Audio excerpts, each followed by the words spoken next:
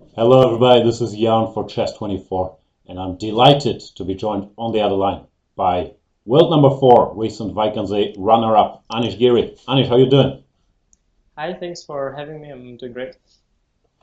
Thanks a lot for doing this.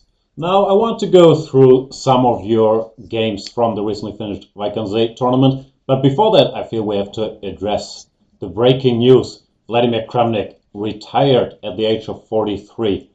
What's your take? Yeah, actually, you told me about the interview before we knew that, I believe so. And then we heard the news, so I thought, okay, probably you're gonna ask me something. Yeah, I was very surprised, obviously, but I cannot say that I was completely shocked because I know Vladimir quite close recently. So, as you know, I helped him with the candidates. We had a lot of talks about things, and obviously he never, or I never brought up the topic of quitting or something, but in hindsight, many things that he said sort of explain some of his reasoning. Let's put it that way. Did you grow up watching Kramnik games, or was he a little before your era, like his peak, let's say? Well, by watching, I assume you mean following live, yeah, sort of the because of course, when I started playing chess, I was reading books. You know, I read some great predecessors by Kasparov, also some less known books, some books advised to me by my coaches in Russia. Um, all sorts of different books that shaped my view and priorities on the game. But the first tournament that I remember following, actually pretty much the opposite of our topic now, was the MKL Masters in Sofia. And I remember quite vividly because there was some sort of a thing that you could guess Topalov's moves. And if you'd guess many of them, you'd be qualified to play some kind of friendly game against him. So I remember I did that a little bit. I didn't guess many moves, but yeah, so I think it was around I don't know what year it was. Seven, Maybe maybe? yeah, 2007. Yeah, and Kamsky's comeback, was it around that time as well? I think Kamsky's Could comeback be, pretty I think much. so. Yeah, yeah. I think that was also the year Kamsky came back, and there was also Rook Knight against Rook. Oh no, Rook against Knight that somebody won there in that tournament.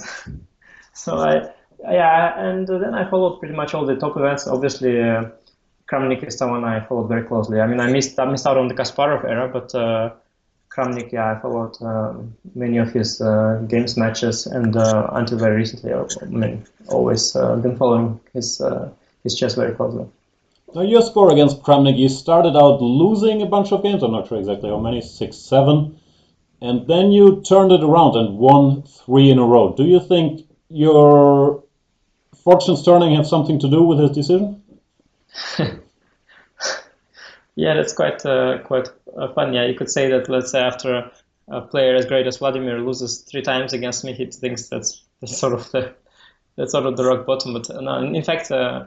Of course, things like this happen a lot because chess is a very psychological game, and as you probably know yourself, and you know these struggles are more than just moves. And uh, well, of course, somebody can get into your head, and then often you have these sequences of games that you play awfully. For example, these games that I played against Vladimir, the first 7 that he beat me, I mean, he played so good in all of these games. And they're not only instructive, but also very high quality on his part. And I was playing my perfect role of the, you know, of the receiver. So yeah, because I was actually thinking even to annotate a game that I lost against him because I thought before he announced retirement that I will annotate the game where I beat him. But then I thought, okay, it's more appropriate to annotate the one that I lost. But I just couldn't choose. There are so many great games I lost to him. Hmm. And yeah, I mean, recently, of course, at some point it turned a little bit, and then the psychological, he no longer has the same confidence against me, and these things went this way. But obviously, I'm sure if he hadn't quit, he would have still beaten me many times. As a top player, these games against Kramnik version 3.0 that just takes a lot of risks. Did you enjoy that and think, now I have winning chances, or do you think, oh, this is scary, he will play on for 7 hours every game? Well, for me, it was not scary because, I mean, after somebody beats you 7 times, Yeah. you're scared. scared to death already. We sort of tried addressing these so-called issues, or you can call it aversion, before the candidates tournament, because he already, started overpressing quite hard before the tournament, and I was trying to help him there, and I was trying to do all I can in order to maximize his chances, and he was kind enough to have some discussions with me. Obviously, as you can see from the tournament and the way it went, there was absolutely no influence of mine in his decision making. But I indeed saw many of his, many downsides of this new style from the inside, and I couldn't do anything about it during the tournament. And as you saw after, I won 2 games against him. You could say I benefited from it myself, but. Yeah, I guess in general these things are about styles and versions of people and so on. It's easier said than done because there's more to it than just playing for a win or not playing for a win. It all comes from deep inside, and it's very hard to change one's one's true self, so to say. All right, then let's get to your games, and there will be a Kramnik game coming up very, very shortly. In the recent Vike tournament, things started off kind of badly or as bad as they could, with a white loss against Nepomniachtchi. What went wrong there? Yeah, as bad as they could. Speaking of that, it would probably be worse to lose with white against Jordan, but yeah, losing with white against Nep was also not very good. We have to get some Jordan trash talking here, yeah? Yeah, we'll get to that later, don't you worry. Yeah. Okay, we're gonna plug his Twitter account, I assume. At Jordan before race. Yeah, well, that game went badly. I mean, I had many different first rounds. I'm not the type to lose all of the first games. I remember some first rounds that I won as well. So very common that one of the 2 players suddenly just passes out during the game and commits a lot of mistakes. I was very surprised when I saw the opening already, when I saw you going for this f3 and long castles and g4. I thought that's not what you normally do, no? Yeah, I was more familiar with other systems, but I decided that since I assumed he doesn't know anything about Pirc, I could also try to catch him a bit more off guard and play something more aggressive than I usually do. And I knew some sort of bare minimum about this position because I once was sort of giving a pep talk to Sopiko how she should treat the Pirc with black, because she played it on a few occasions. And I knew some basic ideas for black, but I never gave her a pep talk on how white should treat this position, so I didn't really know what to do. Anyway, your fortunes would turn very, very quickly. I'm not sure this question is so relevant to Kramnik, but in a way, do you feel that because of how the game went in round 1, that guys loosened up a bit against you and thought, okay, Giri, if we get him out of book, we will just crush him, and you got all these weird openings? Oh, for sure. It is very unpleasant, to sort of show yourself so vulnerable as I did in the first game, because, obviously, myself and hopefully my colleagues, they know that I can play chess sometimes, but when you lose so badly, it's tempting to think that, okay, you just take the guy slightly off his known path and you just beat him. And for a couple of rounds after that, I had I had to slightly adjust my choices of the opening and things, because I felt I need to regain some confidence, and my opponents should forget about the first round a little bit. But I think I managed to bounce back in the second game already, so that gave me some more confidence already. The second game was against Kramnik. I thought, well, we were doing commentary, that you were doing fine, but then he came up with this king h1, knight g1 plan, which looked very unpleasant. Did that catch you off guard? Yeah, actually, I was not really well prepared for the game, because the position we got is not so simple to play for black, because like around move 10 there, yeah, after we have some sort of a reversed Sicilians structure, and the one where sort of black, who is now white, is kind of content with his position. And it's not so easy for me to come up with a clear plan, because sort of structure-wise, I would either want to go somewhere f5, or I would want to remove my knight and go c5 to have some sort of a Marusi bind type of thing going. But in this particular instance, it's difficult to do both. And in fact, if you don't do both of these things, then the position is not so easy to play. So I was, and okay, white, of course, is very flexible with his pawn structure. Of course, yeah, I mean, I was mostly counting on, I mean, my next few moves were aimed against the push d4, yeah? I was mostly trying to prevent d4 in a good version. And I thought as long as I do that, I should be okay. But then, indeed, when he is threatened f4, especially in a way in which I didn't expect it, then things got quite unpleasant for me. I saw knight g1, but I expected knight d2 at that particular moment. I thought knight d2 was much more natural, and knight g1 I felt should give me some counterplay as well, but I didn't find a very good way. Although I think what I did was not so bad, but of course he had the initiative, that's for sure. Then later on, after he sacrificed that pawn, where did you feel the game turning and you're back in business? When he went e5, or what's the key moment? Yeah, I mean, when I went queen d8 and knight g6, I sort of played these moves and decided to brace for impacts. Also, I made these moves pretty fast because I somehow, when you also start playing slowly, then it's really is bad news. At least when you play fast, your opponent might sort of get confused. He might think that you like your position or whatever. So I decided to play pretty fast, and then yeah, I think e5 already felt very, very odd to me, because I was worried about g3 at that point, and I was quite seriously concerned because I was planning to go bishop h3, sort of to use the move g3, and then I was sure he's gonna sack with g takes f4, and I was terrified of getting crushed, but okay, that didn't happen. And after e5, I was actually obsessed by an exchange sacrifice at this point, because I saw this Petrosian exchange sacrifice. I think he did it against, was Paul Gajewski, or? I should know, but I do not. Yeah, well, I have bad memory for this exact dates and exact opponents and colors, but I definitely remember that it was Petrosian, and he gave the rook on e6, and then took fe6, and white had this pawn c3, d4, e5. So I was sort of completely obsessed by getting that to work, and well, if you're obsessed with that, then you have to give an exchange, so that's what I did in the game.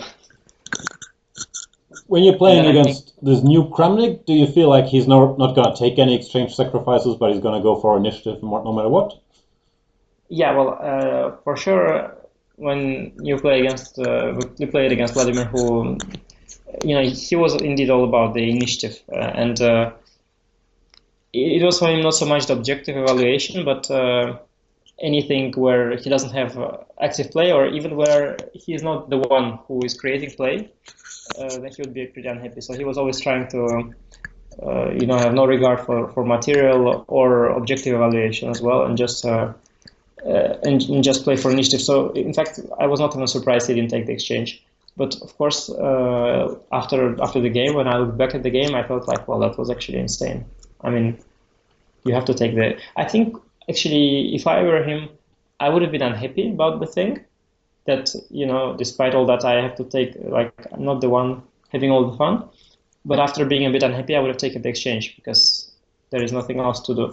Basically, his move g3 is not completely inexplicable, and later I realized why he made it. He was, of course, hoping or assuming I'm not going to give the exchange. And then he planned to go g3 next move. So he was sort of ready for, let's say, rook c8 and then g3. Oh, okay. And then when g3, I assume, I didn't check it, but I assume after rook c8, g3 is not such a bad move. And then after I went c5, he sort of felt like, well, that's bad news. But he still wanted to push his plan through, so he went g3 anyway. Also, he must have considered g3 on move 19, and it was actually good. And as you know, when you are considering certain moves, they get into your system, and then very, very often people make a move that they feel they should have made earlier. They make it at a later point. That's kind of a funny thing that really many players are guilty of. Very much so. Sometimes even if you had a move in a prior game in the tournament, it sticks in your head, I feel like, and you make it in some weird position. Yeah, or some people they simply have obsessions. For example, Levon, he has an obsession with King H8, Knight G8. And I mean, he did it today as well, right? This obsession of going King H8, Knight G8 and pushing F5 in like whatever opening, and it's a good plan most of the time, but it's just or some people have H6, Knight H7. I mean, some people they love to go Rook E1, Bishop F1. Some people love to go H3. Some people love to go King H1. And these are the moves that are often very good, but sometimes they can be played in a completely wrong circumstance. I remember one time I played Magnus. I played Rook 8, Bishop F8 in a position where it made no sense whatsoever. I mean, the bishop was better on E7, but I just made Rook 8, Bishop F8 pretty quickly, and it was terrible. You have these things, but of course, most players, especially those who are ambitious and trying to improve, they analyze their games, and then they notice these things, and they try to get rid of these obsessions, so to speak. Well, if Rook E8, Bishop F8 is your worst obsession, you're doing fine. No, that sounds useful normally. Yeah, but if you see a game with Magnus and position from equal went to strategically lost in 2 moves after Rook 8, Bishop F8, it was. I mean, chess is a complicated game. You cannot always play King H1 and be happy, or you cannot always play King H1, Knight G1. But in this case, it makes the game difficult. You know, there are all these standard ideas, but you have to know when to implement them. Last question about the Kramnik game. When he played Queen to F5, did you consider, let's say, Queen takes D4, allowing this beautiful checkmate, or did you see that coming from afar? Did I consider allowing it? Or did I consider the move not seeing? Blundering it. Because he thought that if I had known it was last tournament of Vladimir, like I would be gracious to let him execute the mate. No, in fact, the move Queen F5 is terrible. I mean, when he played it, I don't think I even managed to keep my face straight, because I mean, it is so obvious that he wants to deliver this checkmate, and I wanted to tell him, like, Vladimir, come on, you know me, I know you. I mean, you know I'm not falling for it. Like, why do you do this? I mean, what have I done? You know, like, I mean, yeah.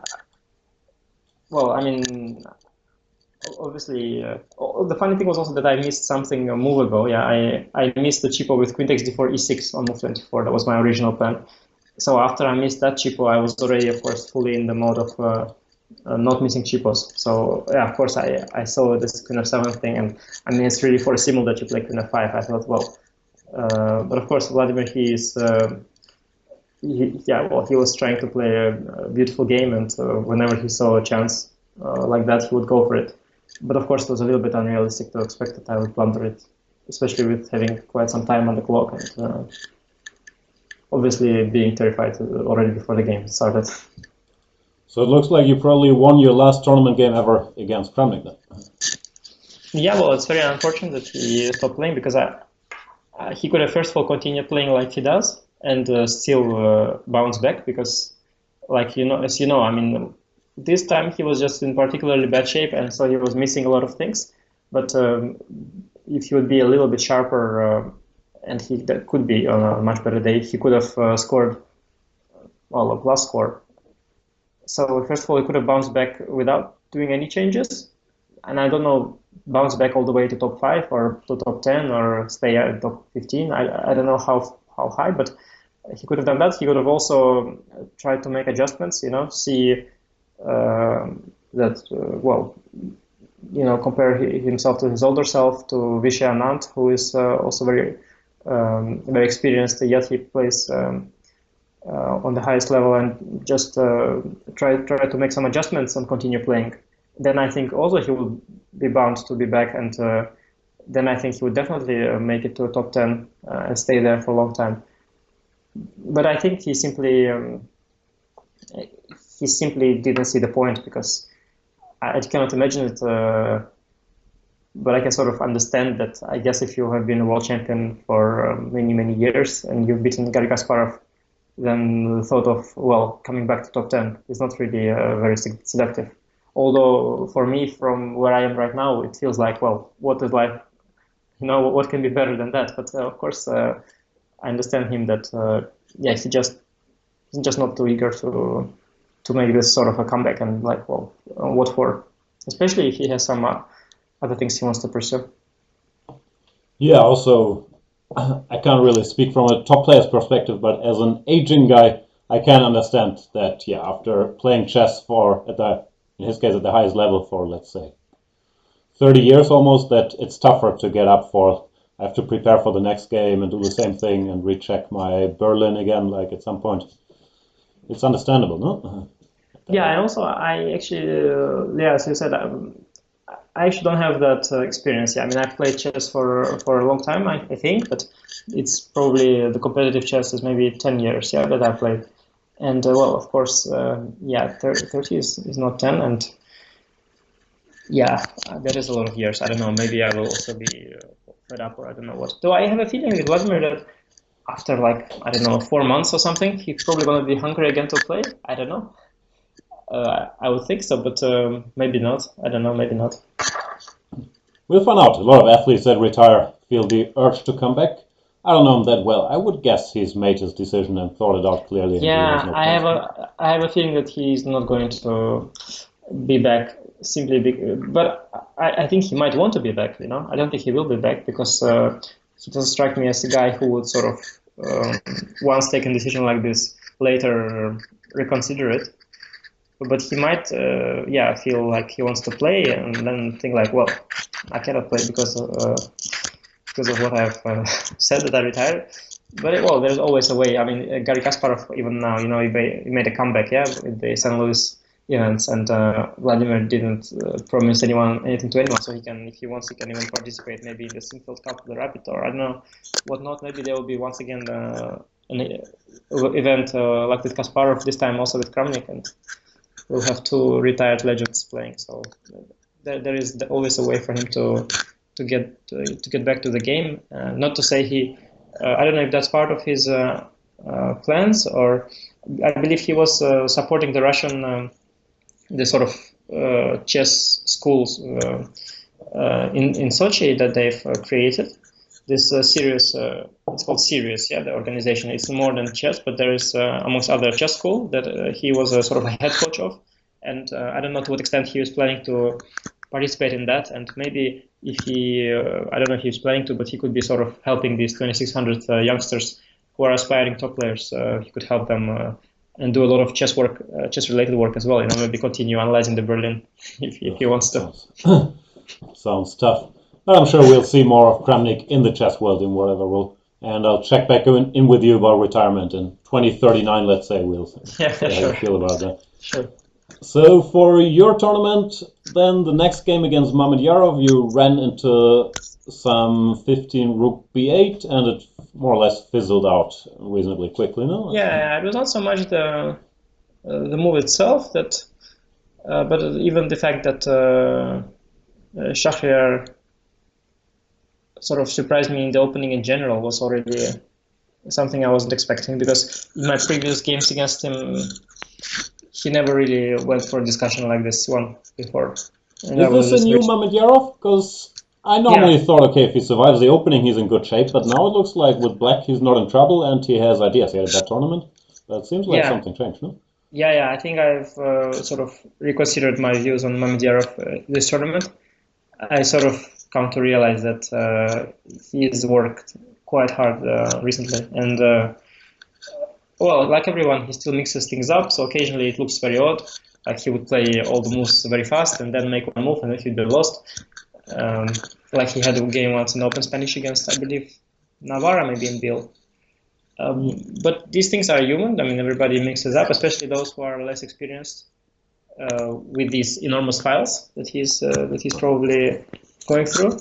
But yeah, he's working very hard, and of course, I can be on the receiving end of a novelty as well. So I was, well, in fact, I was pretty satisfied that at least once he played rook b8. First, of course, I was quite surprised, but then I very quickly I realized that if I just play natural moves, the black's idea is to go into a slightly worse endgame, which he plans to hold.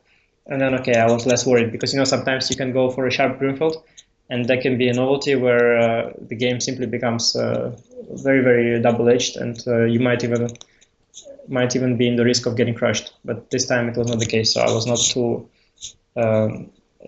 disheartened. But of course, I was not very happy with the fact that my white game just disappeared. In general, the trend for you in the tournament was you were winning your black games, and with white you didn't get that much. Is that small sample size or just modern chess? No, I don't think that's modern chess. I mean, it happens to many players. Like you maybe have seen with in the World Championship match yourself. Yeah, both players were struggling with white, especially your client. But usually those who keep working and keep trying, they eventually strike. Like now that you already mentioned your client, for example, he played a very nice novelty against Duda in the penultimate round. And well, I assume that was prepared for Fabiano because that was played in the Vienna that Fabiano played. It's another question whether Duda should have thought of it before and thought, well, am I going to play really Fabiano's main opening when Magnus's first white game was knight f3, knight c3? But Duda is, of course, new to the scene. I guess he doesn't have such thoughts yet. And so he got hit there. And yeah, I hope that also to continue working on my openings, and one day I also get some idea in. But of course, nowadays it's a trend. Let's say that more people are working harder, or maybe not harder, but the computers are getting better, so it's easier for them to generate ideas with black as well. Because I guess in the past, let's say 5 years ago, the computers were weaker, so in order to get something sensible out of them, you would need to work your way through for much more hours. And now it's often enough to just run through a certain variation, and it's all much faster. But also, yeah, there are simply many new players that are very ambitious, and players that are not even opening theoreticians, but like Duda or Fedoseev, who took part here, occasionally Rapport as well. They are checking the lines with the computer. They occasionally come up with notice, and there are many of them. Yeah, I still remember the old days in like 2005 when you could checkmate your whatever it was, Fritz 8 or something then. And it was much nicer because people couldn't just follow them. I mean, for theory guys. But yeah. Times have changed. So, yeah, you had this draw against Mamedyarov. You then won this strange game against Rapport. That's the story of one move, basically, right? He went knight takes b6, and after that you're just pushing. Yeah. He lost his he lost his guard a little bit there. Yeah, I guess he felt safe because clearly the game is fizzling out already, and I think he probably thought, well, it's one of the ways to make a draw. Maybe I don't know, and that wasn't there. Against Vichy in the position where I'm assuming you're for the draw, the final position is rook to f4. The computer says black is better after this queen takes b5. Did you smell that over the board and thought now is the time, or? Well, no, yeah. To be honest, I would have been happy if I had known I was offer a draw and get away with it. Because obviously I'm not like I'm an angel or something. I just want to get the most out of my positions. But I didn't see that move. I mean, I assumed the 7 pawn is hanging, to be honest. Yeah. Then rook g6 to be honest, or something. Yeah, there is just rook g6 and bishop d5, I guess. Yeah, so I assumed that f7 pawn is hanging, and I assumed that a queen trade isn't coming. That being said, somewhere inside, I felt that something is off, maybe. But I was not aware that I was worse, let's say. I could have offered a draw anyway, maybe, but I offered a draw because I wanted basically to know what's his opinion on the situation. Like, does he think I'm already messed up, or did he just equalize? Because I was pretty sure it can't be far off from equality, because simply the endgame even is pretty equal. But yeah, to what extent is his blockade of the light squares relevant? To what extent does he have any ambition already, or is he just happy that he made to make a draw with good preparation? I just wanted to offer him a draw, and then if he would refuse, I would sort of realize, okay, I'm worse. Let me just be careful, because I didn't want to make some careless moves, assuming he's happy with the draw, and then turn out that he was already playing for a win. Is Vichy still as well prepared as he's always been? Do you have the feeling he's working as hard, or can he draw on Yeah, some I old think knowledge? so. No, I don't think there's. I think he's working very, very hard. I wonder to what extent is he deep and occasionally like to what extent because I assume when you prepare for a World Championship match you want to have it all covered pretty much, yeah. So you are really carefully looking at all the sidelines at all the options. I guess sometimes he is bluffing a little more nowadays, but he is definitely still able to surprise the opponents, and I think that has become his priority. Not to be caught, not to be surprised, because I guess he doesn't like when he has to remember something when his opponent doesn't have to. And yeah, I mean, like most players, he is definitely under pressure when he has to memorize and show some force line. But he is navigating his way through the openings very well recently, and it's very, very hard to catch him. And it's always a nice challenge for me to try to catch him off guard. But unfortunately, recently it's been already a few times that I wasn't able to. So I was thinking Bike would be the one where I'd manage, but okay, to be honest, Italian was a little bit of a naive choice, perhaps, because he's a specialist there. But I had my ideas, so it's not like I went completely empty there. But yeah, I was not able to catch him, and I think he's very well prepared for sure. And I think it's one of the secrets of his success. Not only that you are well prepared and that you can play some novelties and whatever, get an advantage or make a force draw, but it's more that when you work hard and you feel confident because you've put in your hours and you also more familiar in the positions, and it's just an overall confidence thing. And I think he sticks to that. I mean, at least that's the impression I get, and I'd be shocked if he is not hardworking. Fair enough. Duda avoided all your hard work by playing with move 3g3, but that was a welcome sight, I'm guessing. Yeah, well, one of my favorite short bits of rhymes from the Russian poet Alexander Pushkin is when he says, like, oh, it's not hard to trick me. I'm myself happy to be tricked. Okay. It's a little bit of that. I mean, yeah. I mean, if you want to play G3 and move 3, just do it. Fair enough. That was the key sequences: F4, G takes F4, knight CD4. Do you think you were winning after that? Because it seemed like the computer was already saying there's no defense, right? Yeah, well, the thing was that he played pretty fast until a certain moment, until move bishop g5, bishop e3, all play was instant. I assume when you go bishop e3, you expect f5. But I also know that the computer evaluates these EF-GF structures as better for white, at least it's always it used to. For white, yeah. Yeah, I guess now a bit less, but it used to be a serious, bug / difference in understanding between humans and computers. Because humans, we like these EF pawns and we can see them, but the computers were always very critical. And it actually, I had a deja vu there, because I once had a game with Tomaszewski where he played very fast. And I got this F5 EF-GF in, and he kept playing very fast, and I thought, okay, like now I'm going to be sort of mated by force, I guess, because he is going so fast and confident. And then at the most unexpected moment, suddenly he stopped. And I thought, like, okay. And then he started to think, and then we made 2 moves, and then I got slightly better. And I had a similar experience here as well. I was sort of expecting that some blow will come, and actually I was much more worried about move long castle around move 13. Yeah, fortunately for me, I think he was not deeply prepared enough. But still, after castle, of course, I didn't expect that I'm better yet or anything.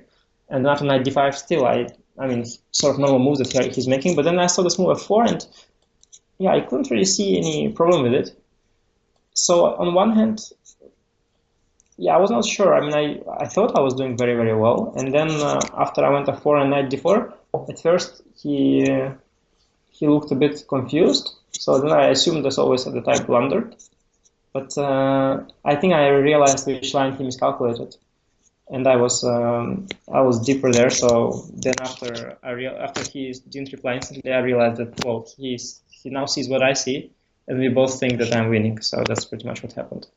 There was a line actually. I think knight g5 move. No, not knight g5. Rook e1. Let's say rook e1 move 17, and then c6, and then knight g5. Right. Well, you have knight takes f4. Yeah, and I have knight takes f4, and I think this is probably what he missed originally.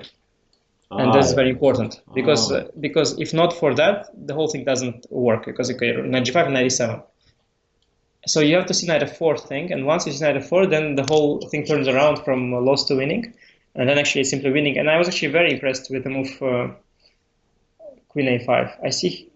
Yeah, he played it fast, but he played bishop d4 after 40 minutes. Yeah, but this move queen a5. I mean, I thought he's lost, and then I thought he would go rook e1, c6, rook takes e6, something that was losing, and he went queen a5, and actually the game continued. I was very impressed with this move queen a5. It was a great defensive idea, but still I'm winning, so I managed to convert that. So you won that one, then yeah, there was a draw against Ding, I guess normal game, some pressure, but not that much. Yeah.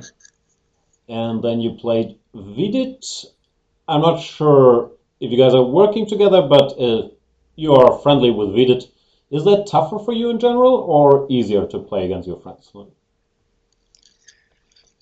Yeah, that's hard because obviously you'd prefer not to play your friend, but that being said, I guess it's also harder for him and so on. I mean, in case of Vidit in particular, probably it would be easier for me to play him if I hadn't known him. But on the other hand, yeah, it's pretty clear what kind of player he is at this moment, at least in time. And it's clear that in that particular tournament situation and with the white pieces, he would really ask me to sort of to take some big risks and otherwise not give me a single winning chance. And I'm not saying that he would try to force a draw. That's not what he does, but he would not give me any winning chances without me really going for it. So I even briefly considered, because so far I won all my black games, so I felt a lot of pressure going into this one. I briefly considered going knight bd7, King's Indian, like in all the positions to go knight bd7, e5, but it was very brief. And then I went back to my chances and just played normal. Yeah. And in the next game, you play against our special friend of the show, at Jordan V4 Raced. Follow him on Twitter if you aren't already. What do you think about Jordan's tournament generally? I think he did well. I mean, the amount of points in general doesn't look impressive, but it's much easier to sort of criticize than to actually. I mean, like the amount of points is not that big, but every game that he played, every game, he was a massive underdog. So you could say his expected score is maybe 4 points, but in fact, his expected score, if you look game per game, it's more or less 0 points because, I mean, with colors also he was not too lucky. Like he had white against Magnus, but then for some reason for good reasons, he's going all out against him. Doesn't want to play it safe. But then, of course, if you're asking for it against Magnus, you're receiving it usually. So he received it, and he had many tough leg games, many tough pairings. So I think he scored very well, but simply the fact that he won like 3 games, I think, against the top players, it's very impressive. I think he did well. Of course, it could have even been better at some point. For example, he could have abused Kramnik's bad form because he gave him some chances. As I said, he could have been a bit more cautious with Magnus in the opening. I'm sure if that was his goal, he would have managed to hold that game as well. It was quite funny. I had a conversation with Shankland and Jordan. Jordan was not there actually. It was actually Shankland and Magnus. Just caught them talking to each other, and then sort of Shankland said that what Jordan did make sense because you want to play a game against Magnus like. He said what I did, because he played a very solid game against Magnus, made a draw. He said I didn't get any pleasure from that. And then I looked at Shankland and Magnus, and I just realized, because of people like that, he gets all these points. Of course, if you play with the intention of learning or playing an interesting game, it's going to be difficult. So, do you think Jordan got any pleasure out of his game against Magnus? No, I don't think so. No, he did get a lot of followers after the tweet he sent, so That is maybe that true. was his plan all along. But no, of course, I was actually even thinking like, what do you learn from such a game? I think you learn that next time you're more cautious with the white piece, but it's hard to say. Of course, Jordan's career will be long, and there will be many more games to come with Magnus and other players. And in that regard, yeah, for sure, all these experiences are very useful. And When it comes to yeah, it's Dutch fun. chess in general, with everybody like half retiring, like Robin Van Kempen is sort of out, Benny Bock, we don't know what he's up to in the US. Is Jordan the great hope at the moment, or do you see other reinforcements coming up? Yeah, for sure, he's a team member already, and I guess in a few years he will sort of be on the board too. Erwin has a lot of longevity. We can't Yeah, count no, out. Erwin. No, I'm not. I mean, Erwin, he is the most stable team member of all time. I mean, he's more stable than me even. But that is also a problem of Erwin a little bit, that he is very stable, but you're not going to expect him to suddenly jump to 680, because uh, he hasn't done so far. And stability also means that you don't go up too easily and too high. But Jordan should gradually improve and sort of grow over Erwin. I guess at least that should be his plans.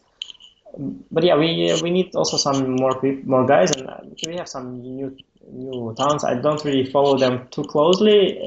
I mean, I don't even know their exact age, and I don't see all of their games. For example, we have one Dutch guy who won the third group of the Vikings tournament. Yeah, not the challengers, but the strongest group of the Open tournament. I didn't even see that. Who was I it? think his name is Max Farmer-Dams, like this, and. Oh, Yeah, he's definitely young. I don't know how young. I should look that up. To be honest, I already forgot. But yeah, he'll play the Challengers next year. And the brother of Jordan is also reasonably young. Okay, we don't have people like Fernanda yet, but even these guys, if they put in a lot of work, they can definitely make it to the team and be very strong grandmasters. So in that sense, I think there is for sure some future in Holland as well. Why not? we have a viewer question from none other than at Jordan V. Forest. He's asking, how seriously are you taking our Cold War on Twitter? Very, very seriously. That's what I thought. I have now I had this beef with Magnus, yeah, and now I have also one with Jordan, where it is good for my diversity, because with Magnus I'm sort of the one who is like down, and is biting upwards, and with Jordan it's the way around. So I'm trying to get more versatile in my trash talking abilities. Um, yeah, So do you think Jordan is taking a page out of your Twitter playbook by going after you instead of yes, going after yes. Magnus? For Jordan to go after Magnus, well, I mean, I'm sort of the intermediary right now. Let's put it that way. Jordan is going at Magnus, but I'm the medium. Ah, I see. He gives you tweet ideas. Yes, yes, you could call it that, yeah. Do you regret giving him a draw in the final position? Do you feel like you Of could have course, of squeezed the course. kid? Yeah, of course, I regret. I mean, I didn't evaluate the position correctly. My assessment was basically that the position sort of is a draw regardless of what's happening. But I have good practical chances initially, I thought, because obviously I have an extra pawn, and eventually I was hoping that my knights will dominate well, whatever, one will be on d5, another on, I don't know, e4, and I'll dominate his bishops, and I will get eventually real winning chances.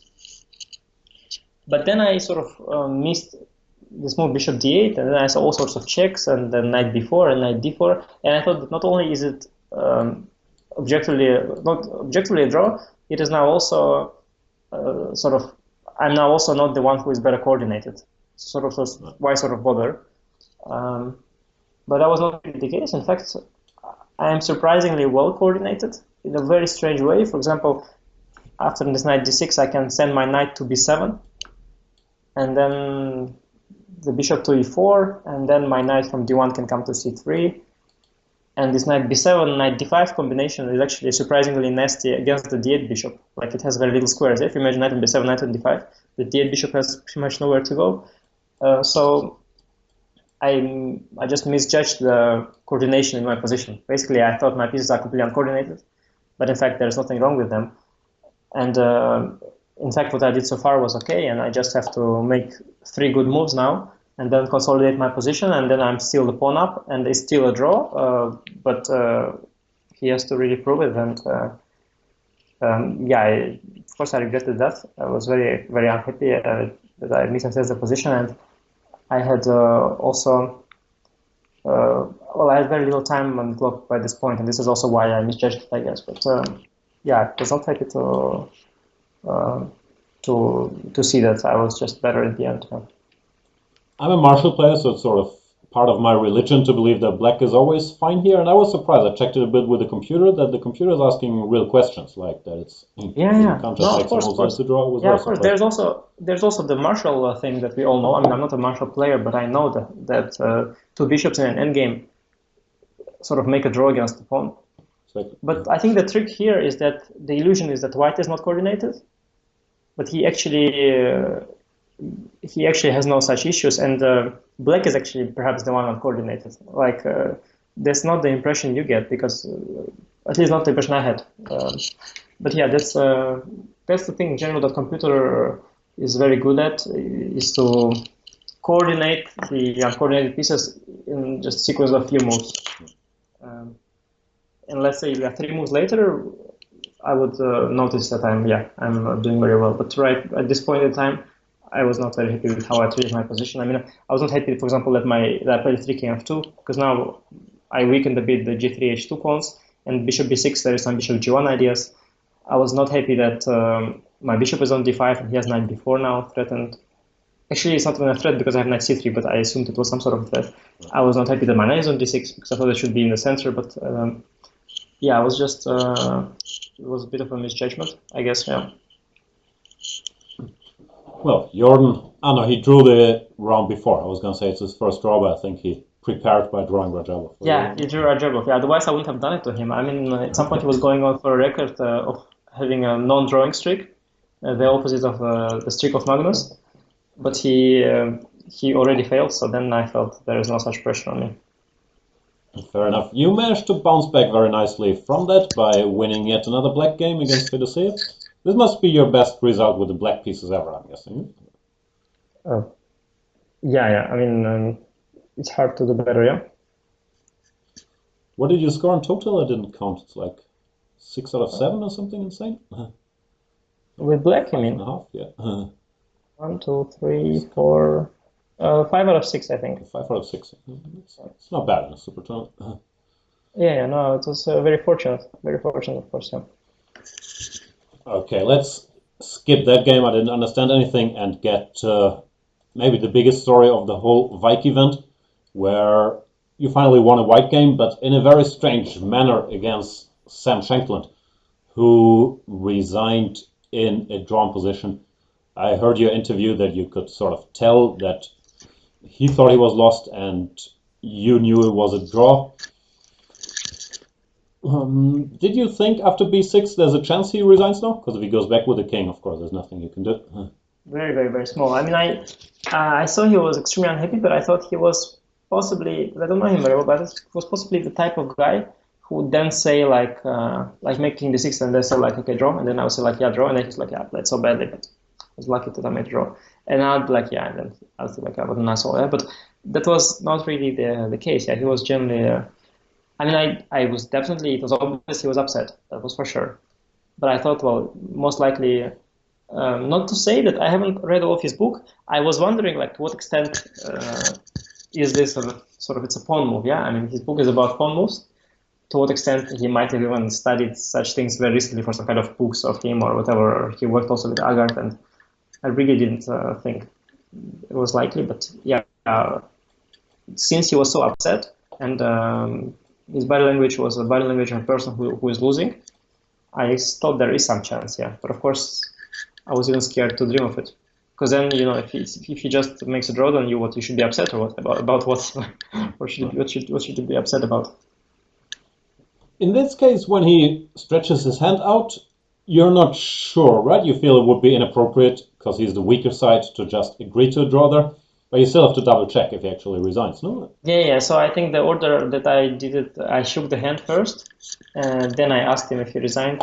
He said yes, and then I said okay. Why? And you told him immediately it's a draw, or like? Yeah. No, I mean, I was. I mean, it is sort of a little bit unpleasant maybe to sort of say that. On the other hand, I also don't want for it to look like. First of all, that like I didn't see that because I saw that, and it would be odd to pretend, and also it would be odd to pretend that I didn't see that. I mean, so I just told him, and yeah, it turned out that he had this king c8. He didn't realize that on c8 it's also a draw. But I mean, it's strangest things are happening, yeah, sometimes. Yeah, and credit to him, he recovered very nicely from that one by Oh yeah, it beating was incredible opponents in actually. Connect, so He that was won 2 games impressive. in a row, yeah. It was incredible. Yeah. Then the narrative of you getting an extra half point sort of continued against Rajabov, even though I've heard everybody say the final position is completely lost. And with the eye test, it didn't feel that way to me. And even if you check with the computer, he says like big advantage, but he's not giving an obvious winning plan or anything.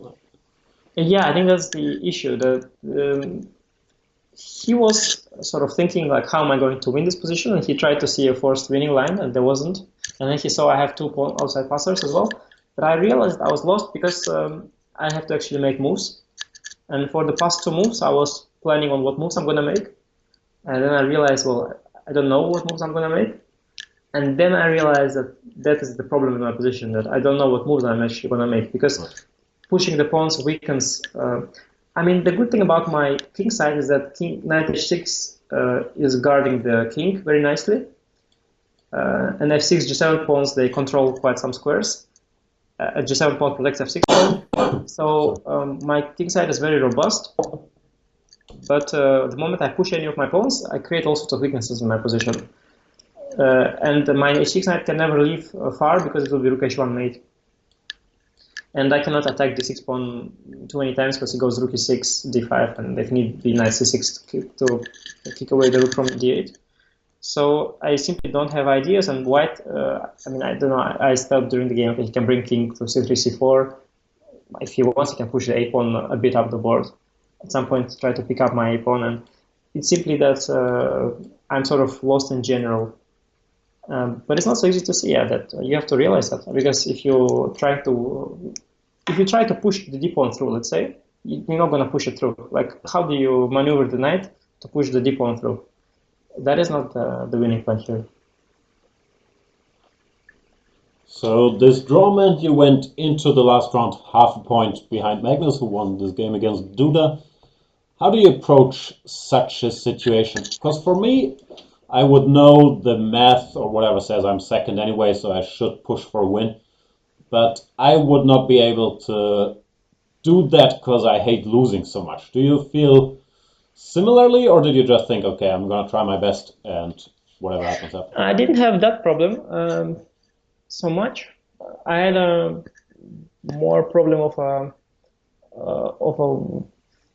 well, what am I playing sort of in the opening?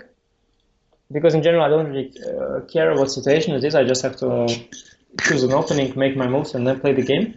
And then, of course, if I will see that there's perpetual or there is an opportunity to play a position which I think is unclear, I probably would play a position which is unclear for many reasons, and not only because I'm a great whatever Rocky Balboa champion, but simply because, for example, I don't want to be confronted later with the fact that I haven't played for a win. I mean, that in its own is already motivation, and I don't want, for example, Magnus to feel like I'm not playing for a win in a situation where I have to play for a win.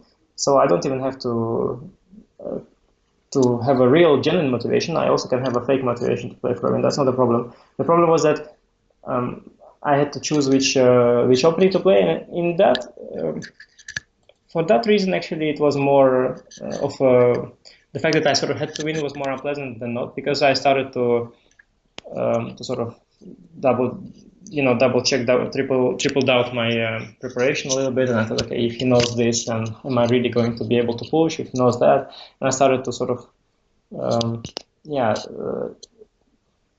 in hindsight, maybe what I've chosen was not the best, because I was not too familiar with the position that we got.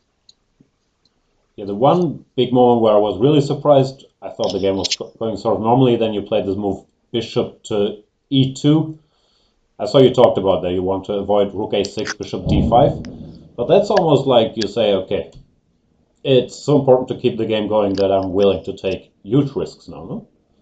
Yeah, I think well, the reasoning of you goes wrong at the moment that I didn't realize the risk I'm taking probably. Although it's of course part of your psychological mindset, of course, if beforehand you're really trying to do something, then you sort of, that's also why for example Kramnik used to take such big risks, because he justifies them in his head somehow. And I had the same thing. I knew this motif, of course, it's basically a theoretical exchange sack. But in that version, I'm like 3 tempi up. Black still has the king on. Black still has pawn on g7. I have already captured on a6, and maybe it's even white to move. But I thought that despite all of these things, the evaluation should not be like I'm now lost because I have the light squares still, and well, I still have my knight on d5. I will have the a6 pawn. So I sort of thought like I might be slightly worse, but he'll be so shocked that I did this that he will sort of, might be a bit tilted and make a couple of weird moves, and then I will be back on track and have an equal position, and then I might outplay him because my position is easier to play, I thought, because I have the light squares. But I misjudged the dynamic potential there probably, and I also didn't expect Magnus to play so well afterwards, because he played very dynamically. He went f5 and then he went bishop d2. Yeah, he just played very well, and he didn't seem to be too disturbed with my decision. Yeah, so the game ended peacefully. Overall, last year you shared first, or then lost the tiebreak, but shared first with Magnus and Vike. This year, +4, second place. You're doing well there, no? Yeah, it's incredible actually. I thought after last year, I even said, somebody asked me, and I even remember I said the exact phrase that winning 5 games at this level is sort of, for me, sort of not sort of doable again so easily. But then actually I won 5 exactly games, which is quite funny. Yeah, it's quite funny that I managed to do well twice in a row. I'm very happy, because if I would have only done it once, and it would always feel like, well, there was this 1 year where I had some kind of insane boost and won 5 games, and for the rest, I'm doing okay. But now I had 2 good tournaments. That's very makes me very happy, of course. But generally, I thought you had a good 2018, a weaker 2017. Here's my theory. I'm not sure this makes any sense, but I feel like you got so much of this, in my opinion, not fully justified image of a drawmeister that in 2017 you started playing too sharply. And then in 2018 you toned it down again and the results became much better. Is there any truth to that, or not really? Possibly. I think though it's also to do with well, it's not so much the criticism from the outside, which I sort of can deal with pretty easily. It's more that I think I might have gotten at some point a bit unrealistic expectations from myself, because it was not even the fact that I drew the game, but I sort of scored, let's say, 50% in some tournament, and I would sort of feel like, okay, like, what's wrong? Like, why am I not winning this tournament? But like, it's a little bit odd to sort of assume that you have to win a tournament necessarily, or you have to win certain games, and then I was actually misconverting many positions as well, because I was putting way too much pressure on that. And of course, when you, like Timur, also in this tournament, and the reason he offered me a draw, because after that he told me, I misconverted 1+5 position. So what is this compared to that? And this kind of logic is very, very flawed. It shouldn't be used. But also simply, people have good streaks, bad streaks, and I mean, nobody's alien to that. I mean, the best players in the world. I mean, Magnus, Fabiana, also the one who used to be world number two. They all had their streaks. Hikaru, for example, he's now in a sort of a slump. And okay, you can sort of try to justify why, and try to do the Freud and say, well, I don't know, whatever happened in his life is affecting him, or maybe the fact that Bitcoin is not going well is also affecting him. I mean, you can sort of make all kinds of reasoning, but at the end of the day, of course, when it's all a bit of a circle, you're just not doing well, and the lack of confidence keeps you stuck there. And the same the way around, when you are playing free, you're doing better. So maybe that's partly that. But of course, even in the last year, I also had some tough moments. For example, in Dortmund, I lost to Kovalov. Right. There was Kovalov who was not yet 2700. He was still 26 something, and I had a tough tournament in the Rapid, but I managed to sort of be back and play reasonable. And for example, in the tournament in China, I made a lot of draws until I won one game. So I was still back to my old illnesses occasionally. But you managed to not lose to all the Russian guys in the Rapid and Blitzy. Yeah, and I think that gave me an enormous amount of confidence going into this year. Yes, I mean, there's definitely some truth to what you are saying, but I wouldn't put it that simply. I mean, it's a bit of too simple a story to be true, but it is a nice story that definitely has some point to that for sure. Speaking of criticism from the outside, we have another viewer question by Luke Van W. He's saying, how is it mathematically possible with 2797 to never win any tournaments? Doesn't make any sense. Just reading it out. I wanted to. I have a secret wish to become a world champion by only making draws and never winning tournaments. That is my, and the problem, all of them wrong. That's my secret wish. Magnus is good in tie breaks, though.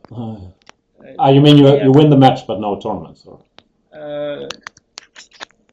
Well, I mean, what I'm sort of implying is that I'm not only making draws and not never winning tournaments, but yeah, you got it also wrong. See, so that's just who I am, and something I can do about it for sure. Generally, how do you see the position in the top chess now, and you're standing in the pecking order? Is it Magnus, Fabiano, then everybody else, or Magnus, then everybody else, or everybody at the same level? Things change so fast. For example, we are now saying Fabiano, but already a few months passed, and we don't really know what he's been up to. For example, I wouldn't know what kind of situation he's in. I mean, I wouldn't know. Like, let's say you're sort of going upwards and reaching this pinnacle of your career and playing the World Championship match, but then just at the last moment you stumble and don't make it. Now, how motivated are you to start all over again? From the start. It's a big question. For example, Sergei Karakin struggled with it. Obviously, he's had a tough period ever since, pretty much. So we don't even know how Fabi is doing. For example, Shahryar, he had a very stable period as well, yeah. And now he suddenly dropped out of 2800, which seemed unimaginable. I saw a picture the other day on Twitter, which was sort of retweeted now, like from ages ago, when the photographer said Shahryar and then called him a stable 2800 player, which he obviously looked like. And then in one tournament, he managed to drop out. So everybody can have dips. And even, let's say, Magnus, I know now he is once again the Great Dane, but back in Vike, at some point he was setting the records on the longest drawing streak. And it seemed like he will draw forever. Did that please you a bit that he got? Please, what do you please? I had the best time of my life. And I was so happy that the game of Jordan comes already after Magnus passed the milestone. And still, I gave Jordan's instructions, gave him instructions to, you might have noticed, I really tried to put him on the right track, but he ended the streak, so. He didn't listen. But yes, I said, these things, they slip very fast. I mean, I also seen many people who, like, let's say, in my position now, will sort of give you a whole lecture on how, it was very important to fix a certain thing, and now I'm a better and better me. Now I'm on my way to the world title and stuff. And then after giving such an interview and playing a few other tournaments, they just drop back to who they always were and things like that. So things change very fast. I don't think we can. I think that's also the nice thing with the rating, that the system is very fluid. And Magnus, he remains number one for a long time. First of all, because he's always had the gap, but also because he always managed to perform reasonably well. Yeah, he really performed pretty decent even at his worst moments. So yeah, other than that, rating is very fluid and things people come in, come out. I mean, Levon Aronin used to be number two. Now he's right now he's barely in top 10, but again, maybe he'll win some tournaments. He'll be the guy again. You know, it goes all so fast, and the top chess is so difficult. I think it's a bit like when you are. It's not like a standing. It's like, you know, you have a pack of people who are running, and then they're running like a marathon. And the thing is that you always have to keep running, because it's not like if you stand, even everyone else who was much behind, they keep running and they'll sort of run ahead of you. So for example, I don't know if Fabiano is running now, you know, or in that sense, everybody has to always go forward. And yeah, to stay in the same place, you also have to go forward, in my opinion. So it's very hard for me to say, like right now, what is the situation? It's all changing, and then it's always easy to make stories. For example, after somebody qualified, you can sort of write his whole life story, how he worked towards his world championship match. But the same Karakin and Fabiano, you know, pretty much out of nowhere at some point. So it's all it's all hard to say. I'm just as a top professional player myself, I'm just focusing on my own events, and I'm trying to do well and see where others end. What are you going to do this year? This is not a year with the candidates tournament, so how does your schedule look like?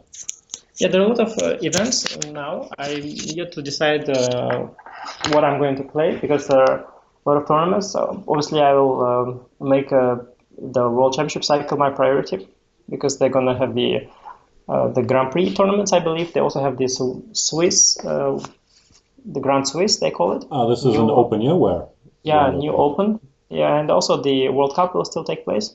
So these are events I'll, well, for sure aim to play. And well, there are some other events that I have to play. For example, I'll probably play for the Dutch team as always. And there are a lot of invitational tournaments, like always. I'll be missing Norway Chess, but other than that, I haven't yet decided. Also, there's going to be the Grand Chess Tour. I think I saw myself qualifying for it as well, so I'll see if I'll play that perhaps. And yeah, there are really a lot of tournaments now. It's really great, and also good to see that the FIDE is doing so well with the qualification tournaments, and they've also added the budget there, so it's more attractive for professionals to play. Because, I mean, of course, they could also have chosen to sort of force the players to play simply because it's a qualification, yeah, to the candidates. But they've also stepped up the prize fund, it seems. I haven't yet seen the details, but I just heard, and I assume they're doing lie about it. And yeah, it's definitely better for the professionals. So you like what you're seeing out of the new FIDE leadership so far? Yeah, I'm only looking at at my own calendar yet, because of course, I'm in chess in schools. It's all extremely important for the world of chess, and eventually it affects me as well. Of course, even if I'm selfish, I should care. But it's hard for me to judge all these things. You know, how they support developing countries, how they support children, and all these things. I assume they do that well. But what I can sort of judge is the World Championship cycle, and it looks right now like they're doing something interesting. I mean, for example, I'm not sure the knockout system in the Grand Prix, how that will work out, because first of all, for example, it's not so easy to schedule things. Like, you know, for example, I go to tournament, I don't know if it will take me 1 week or 3, yeah?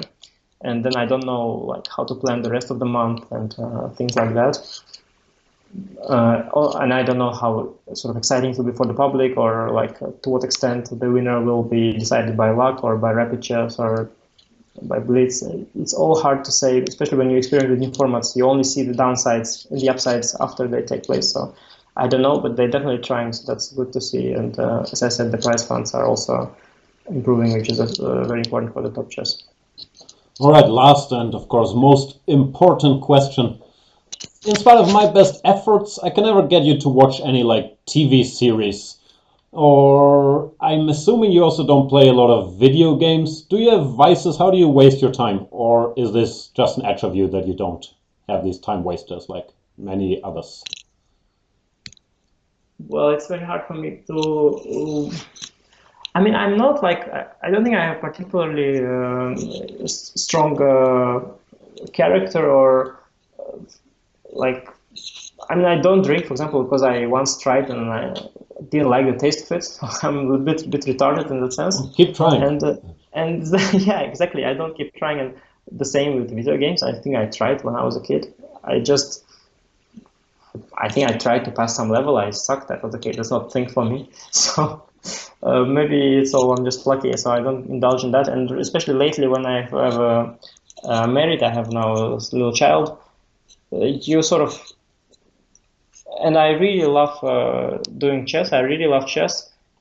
So when when I have an opportunity to do chess, which is by the way a lot of time because anyway I do it all the time, then I try. I mean, I don't even have a thought of doing anything else because I feel like my time is very precious. And yeah, I mean, if I don't do chess, then my family definitely needs me, and I try to help a little bit. My wife, I try to help. To get to know my child a little bit, to introduce myself occasionally, to keep introducing myself so he remembers who I am. And yeah, when you have these things, there is just I don't really get the thought to do something else, but I enjoy listening to music and I watch some YouTube videos occasionally as a You're way an to Eminem relax. guy, right? I was surprised that you were into rap. Yeah, for sure, for sure. As this, I have this image of an evil Twitter person, and for that to sort of maintain, I need to also stay in touch You need some input. with the East Side, yeah, and yeah, and so yeah, and that kind of pop culture. So yeah, of course, but I like all sorts of different music, and occasionally I have periods that I research a bit of Eminem. Occasionally, I even tried researching trying to understand what the classical music is about. But I'm not getting deep into these things. It's all just a matter of, for me, it's all for relaxation and getting a bit distracted from chess. But in general, I really love chess as a game, and I'm just spending most of my time with it. So. All right, then thank you so much for spending way much more time than I had promised actually with me, taking us through all of this. And yeah, best of luck for your upcoming events. Thanks a lot, Anish. Thank you. It was my pleasure. Thank you.